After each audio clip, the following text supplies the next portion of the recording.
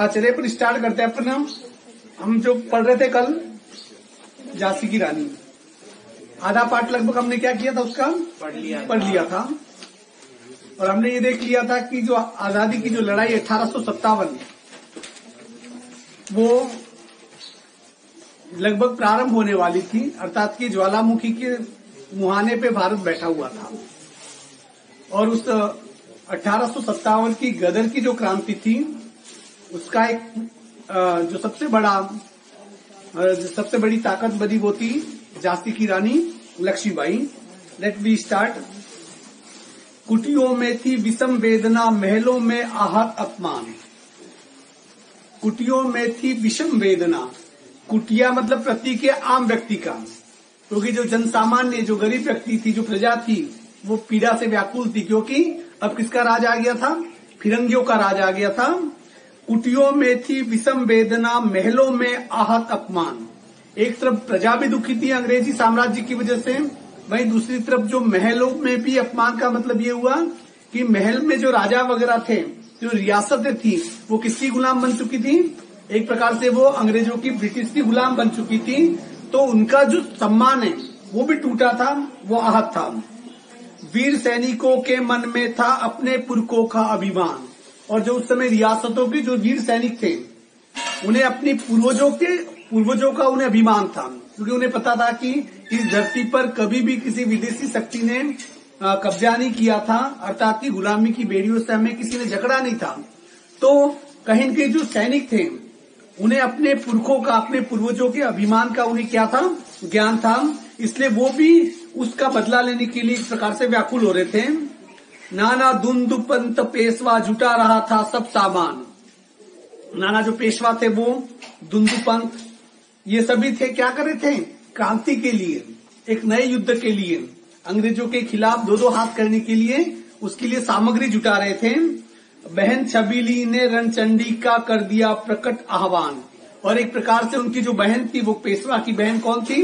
महारानी लक्ष्मीबाई। एक प्रकार से वो रणचंडी का रूप धारण कर चुकी थी। रणचंडी का रूप का मतलब कि जिसके सामने जो भी आएगा वो बिल्कुल ही मिट जाएगा, उसको खत्म कर दिया जाएगा। उस रूप में वो भी युद्ध करने के लिए तैयार हो गई थी। हुआ यज्ञ प्रारंभ, उन्हें तो खोई सोई ज्योति जगानी थी। जब ये यज्ञ प्रारंभ हुआ, कौन सा? आजादी का महायज्ञ जब प्रारंभ हुआ, और इस महायज्ञ के प्रारंभ होने के साथ साथ इस भारत के लोगों के अंदर जो अंतर चेतना थी, जो ज्योति थी, जो मन में उल्लास था, जो गायब हो गया था, उसे फिर से क्या करना था? उन्हें जगाना था। बुंदेले हर बोलो के मुंह, हमने सुनी कहानी थी, खूब लड़ी मर्दानी, वह तो झांसी वाली रानी थी। तो अब यहाँ पर लगभग युद्ध की रणभेरी बच चुकी थी, सेनाएं सज चुकी थी, आक्रोश दोनों तरफ था। अंग्रेज इस देश को अपनी दास्तां में लेना चाहते थे, गुलाम बनाना चाहते थे। वहीं ऐसे लोग, महान लोग थे, वीर लोग थे, जो दास्तां से मुक्ति चाहते थे। महलों ने दी आग, झोपड़ी ने ज्वाला सुलगाई थी। महलों ने दी आग का मतलब क्या होता है? अर्थात कि जो चेतना महलों में जग रही थी, अर्थात कि महल इसके प्रति जाग चुके थे। महलों ने दी आग, महलों ने तो ज्योति जगाई, झोपड़ी ने ज्वाला सुलगाई थी। यहाँ तक कि जो आम प्रजा है, झोपड़ी किसका प्रतीक है? आम प्रजा का। उनके मन में भी कहीं की आग सुलग रही थी। यह स्वतंत्रता की चिंगारी अंतरतम से आई थी। और इस बार जो आजादी की चिंगारी है वो कहाँ से आई थी? अंतरतम, मन से।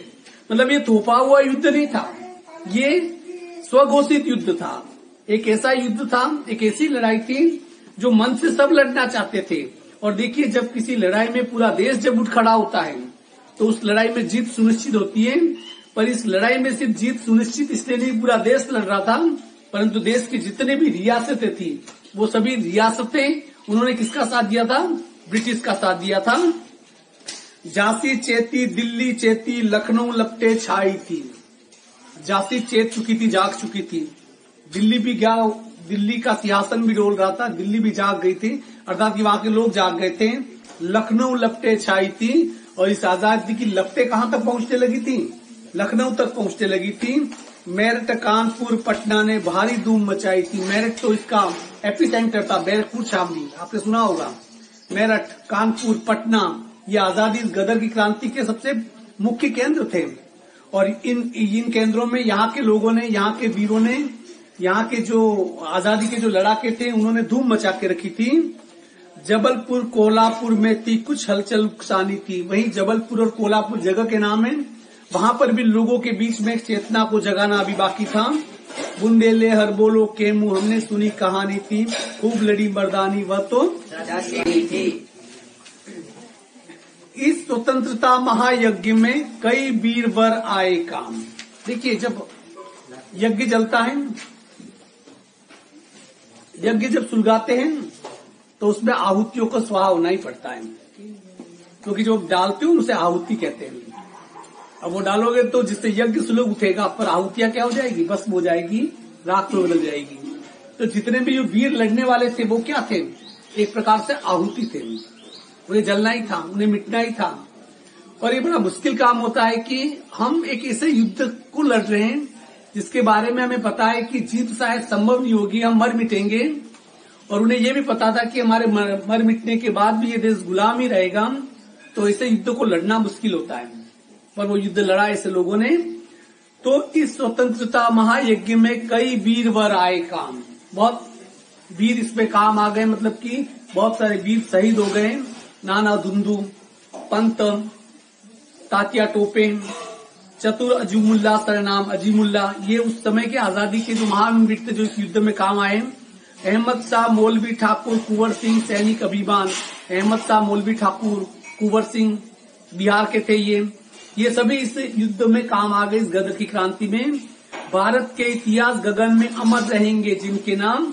और जब जब इस भारत का इतिहास लिखा जाएगा, उस भारत के इतिहास के गगन पर, उस आसमान पर हमेशा किसका नाम रहेगा? इनका जो नाम है वो स्वर्ण अक्षरों में लिखा जाएगा। लेकिन आज जुर्म कहलाती उनकी जो कुर्बानी थी।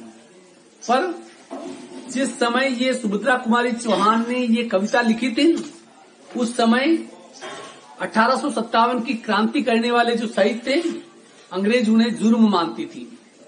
अर्थात कि 1857 की क्रांति में जिसने भी भाग लिया था उनको या तो फांसी पे लटका दिया गया या आजीवन कारावास के लिए जेलों में ठूस दिया गया था। और सुभद्रा कुमारी चौहान ने जो कविता लिखी, उस समय भारत गुलाम था, जिंदा थी, इसलिए वो कह रही है लेकिन आज जुर्म कहलाती उनकी जो कुर्बानी थी। अर्थात कि जो उन्होंने कुर्बानी दी है उसे अंग्रेज क्या कहते हैं? आज जुर्म कहते हैं। बुंदेले हर बोलो के मुंह हमने सुनी कहानी थी, खूब लड़ी मर्दानी वह तो झांसी वाली रानी थी। इनकी गाथा छोड़ चले हम झांसी के मैदानों में। जो मर गए, जो मिट गए, उनकी बात चलो छोड़ते हैं, चलो चलते फिर से झांसी के मैदानों में, जहाँ झांसी की रानी लक्ष्मीबाई का आमना सामना किससे हुआ था? अंग्रेजों से हुआ था।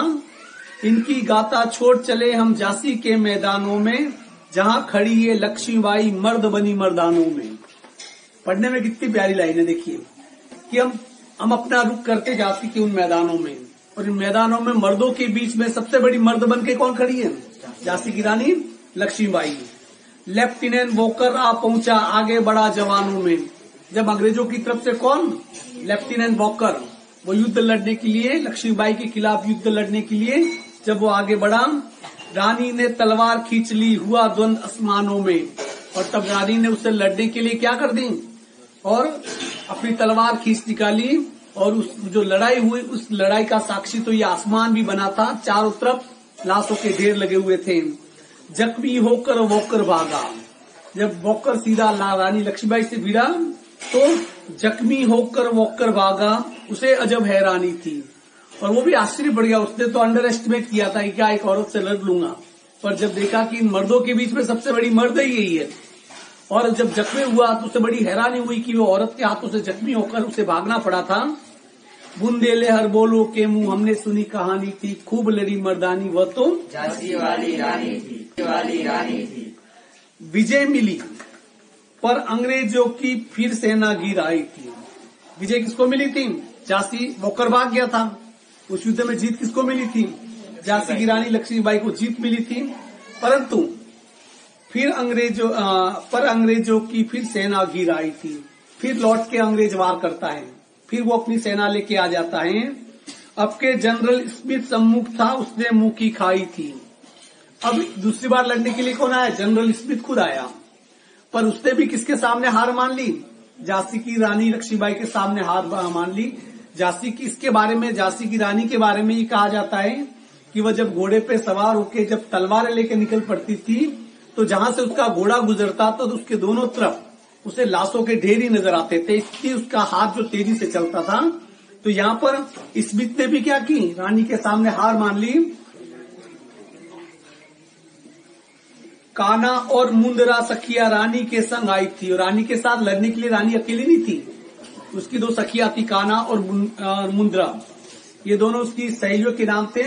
वो भी घोड़े पे सवार होकर रानी के साथ क्या कर रही थी, वो भी युद्ध लड़ रही थी। युद्ध क्षेत्र में इन दोनों ने भारी मार मचाई थी, और रानी लक्ष्मीबाई के साथ साथ उसकी दोनों सखियां थी, उन्होंने भी युद्ध क्षेत्र में एक प्रकार से वो मौत का तांडव खेल रही थी, उन्होंने भी युद्ध क्षेत्र में भारी धूम मचा रखी थी।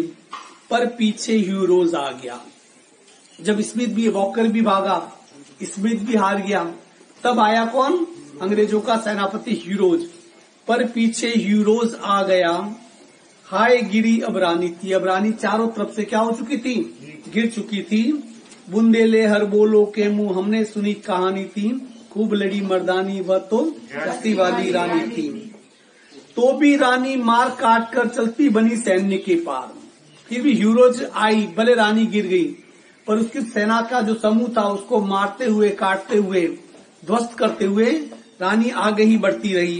किंतु सामने नाला आया था संकट विषम अपार, और उस मैदान से जब छोड़ के वो जा रही थी सेना को हराते हुए, तब देखा कि सामने बहुत चौड़ा नाला आ गया जिससे कि वो पार नहीं कर सकती थी। अब उसके सामने एक दुविधा आ गई। झांसी की रानी लक्ष्मीबाई युद्ध भूमि को छोड़ नहीं रही थी, उसे पता था कि यहाँ पर रह के 5-25 को मार भी देगी तो उसके बाद उसकी हत्या हो जाएगी, तो इससे बेहतर है कि बचकर निकल जाए और आजादी की लड़ाई को आगे भी जारी रखें। इसलिए उस नाले को वो पार करना चाहती थी। घोड़ा अड़ा, नया घोड़ा था, जिस घोड़े पे लक्ष्मीबाई बैठी थी वो अड़ गया, नाले को पार, वो चटक नहीं था, नाले को वो पार नहीं कर सका, घोड़ा वहीं पर अड़ गया। इतने में आ गए सवार, और इसी बीच में ह्यूरोज अपने सैनिकों के साथ वहां पर आ गया। रानी एक शत्रु बहु तेरे, होने लगे वार पर वार। रानी तो सिर्फ एक थी, पर वहां पर शत्रु कितने थे, बहु तेरे। बहु तेरे के मतलब बहुत सारे शत्रु वहां पर थे, और वो रानी के ऊपर, देखो 2-4 से लड़ ले पर 5-50 एक साथ घेर लेता, आप कितने भी महान वीर क्यों नहीं हो, अभिमन्यु बहुत महान वीर था, पर कुरुक्षेत्र में जब उसे दुशासन, दुर्योधन, जयद्रथ इन सबने घेर लिया था, कर्ण, द्रोणाचार्य, कृपाचार्य इन सभी ने घेर लिया था, तो उसको मरना ही पड़ा।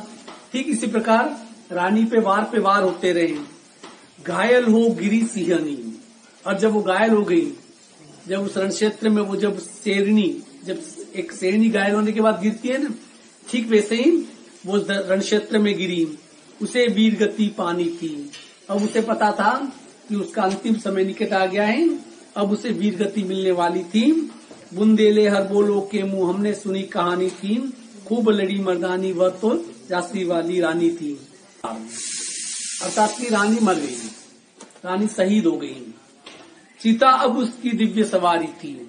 पहले वो युद्ध भूमि में लड़ते हुए किसकी सवारी करती थी, घोड़े की सवारी करती थी। अब किसके ऊपर सवार होकर उसे जाना था, सीता के ऊपर। अंतिम हमारा लक्ष्य वही होता है, अंततः जलते तो हम वहीं पर हैं। रानी गई सिदार, सीता अब उसकी दिव्य सवारी थी। मिला तेज से तेज, तेज की सच्ची अधिकारी थी। मिला तेज से तेज क्यों कहा गया है, एक तो अग्नि जो तेज होती है, दूसरी तरफ लक्ष्मीबाई वो भी तेज थी, वो भी अग्नि का एक प्रबल उदाहरण थी। मिला तेज से तेज, तेज की सच्ची अधिकारी थी, और इसी तेज की सच्ची अधिकारी कौन थी, महारानी लक्ष्मीबाई।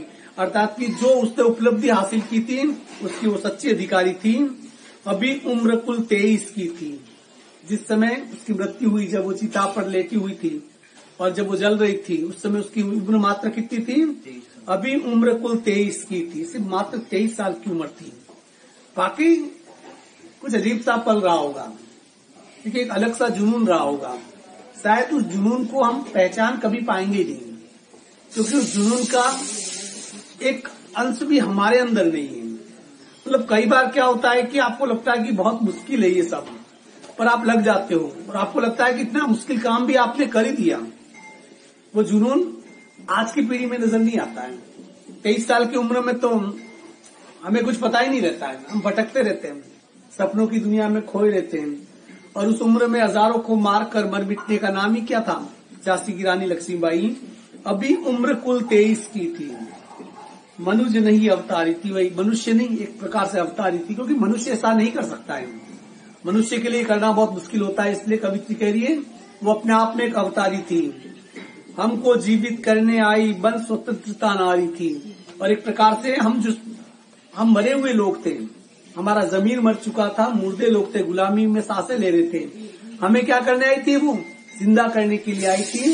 एक स्वतंत्रता का प्रतीक बनकर वो नारी मुर्दा देश को, इस मुर्दा जमीर को वो जिंदा करने आई थी। दिखा गई पथ, हमें रास्ता दिखा गई कि हाँ चला जा सकता है, लड़ा जा सकता है, अंग्रेज अपराजित नहीं है, अंग्रेजों को हराया जा सकता है। ये एहसास कौन दिला गया? झांसी की रानी।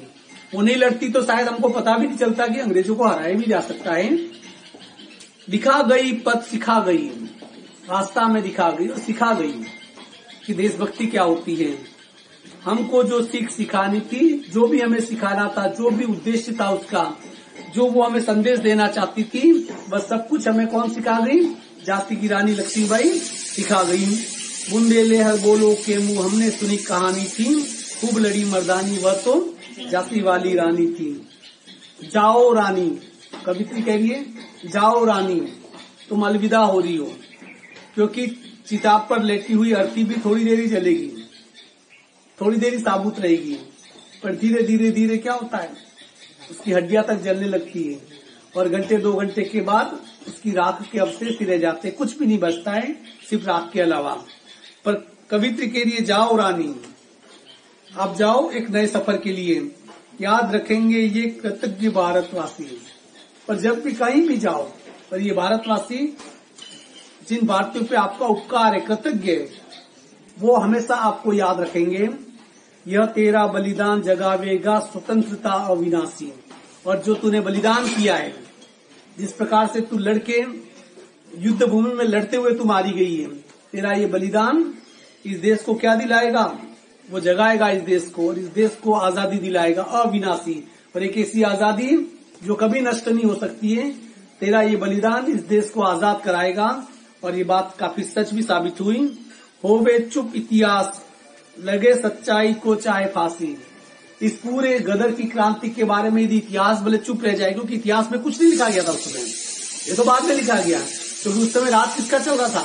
अंग्रेजों का। अंग्रेज इतिहास छपने ही नहीं देते थे ऐसा, क्योंकि इसमें तो अंग्रेजों की हार दिखती। अंग्रेजों ने इतिहास छपने ही नहीं दिया, और जो इतिहास छपा वो उन्होंने अपनी मर्जी से, उनके जो गुलाम थे उनसे छपवाया। इसलिए सुमित्रा कुमारी कह रही है होवे चुप इतिहास, भले इतिहास इस पूरी क्रांति के बारे में चुप रहे, लगे सच्चाई को चाहे फांसी, चाहे सच्चाई को वो फांसी पे भी चढ़ा दे। कौन? अंग्रेज। सच्चाई को वो चाहे फांसी पे भी चढ़ा दे। हो मदमाती विजय मिटा दे गोलों से चाहे झांसी, भले तुम अपने तोप के गोलों से, अपने शक्ति के मद में तुम अपने गोलों से भले तुम झांसी को मिटा डालो। क्योंकि पहले जमाने में क्या था कि जो महलों की दीवारें थी उसे तोड़ने के लिए जो तोप के गोले होते थे उनका इस्तेमाल किया जाता था। उससे भले तुम क्या करो, झांसी को मिटा डालो। तेरा स्मारक तू ही होगी, तू ही तेरा स्मारक होगी। अर्थात कि तेरे पीछे तेरी कोई निशानियां नहीं भी छूटे तो तेरा अपना जो नाम ही है वही तेरी यादें होगी। स्मारक का मतलब क्या होता है? किसी की याद में कुछ छोड़ के जाए। हम किसी की छतरी बनाते, इसका मतलब क्या है कि यहाँ पर ये था। महाराणा प्रताप की छतरी मतलब कि महाराणा प्रताप की समाधि है। भले अंग्रेज सबको नष्ट करके चले जाए, पर तेरा नाम ही, तू खुद जो है वो ही तेरा तू स्मारक होगी। तू खुद अमिट निशानी थी, और तू खुद ही एक ऐसी निशानी थी, चाहे अपने पीछे तू कुछ भी छोड़ के नहीं गई, पर तू अपने आप में एक ऐसी निशानी थी जिसे वक्त की धार जिसे मिटा नहीं सकती है, कोई इसे नष्ट नहीं कर सकता है। बुंदेले हर बोलो के मुंह हमने सुनी कहानी थी, खूब लड़ी मर्दानी वह तो झांसी वाली रानी थी। अब देखिए ये कुछ दिनों का ब्रेक है, उस ब्रेक में जितना पढ़ाया है उसका होमवर्क कर दोगे तो 6 दिन के बाद जब आपका जब एक वापस से स्टार्ट होगा स्कूल में, 18 तारीख से जब हम स्टार्ट करेंगे तो एक नई एनर्जी के साथ, क्योंकि जो बचा कुचा जो काम है 6 दिनों में कर देना, आपके पास बहुत सारा समय होगा, ये मेरी अपनी निजी राय मानना, क्योंकि उसके बाद फिर आपको पुराना होमवर्क करने का मौका आपको नहीं मिलेगा। कोई भी टीचर आपको न वापस इन पाठों को नहीं पढ़ाएगा। सिर्फ जिसको जो कहेगा कि सर ये पाठ पढ़ा दो, तो उसको ये बताया जाएगा उसको, हाँ भाई ठीक है, ये तेरे पे वीडियो लिंक सेंड कर लेता, वो बंदा कोई भी टीचर होगा सेंड कर देगा, मेरा ही वीडियो सेंड कर देगा, इसको देख लेना घर पे जाके। क्लासों में पढ़े हुए पाठों को कोई नहीं पढ़ाएगा, इनका सिर्फ अब रिविजन होगा। नाउ इट्स योर रेस्पॉन्सिबिलिटी, इन 6 दिनों में आप क्या करते हो क्या नहीं करते हो। चलिए बेस्ट ऑफ लक आपको।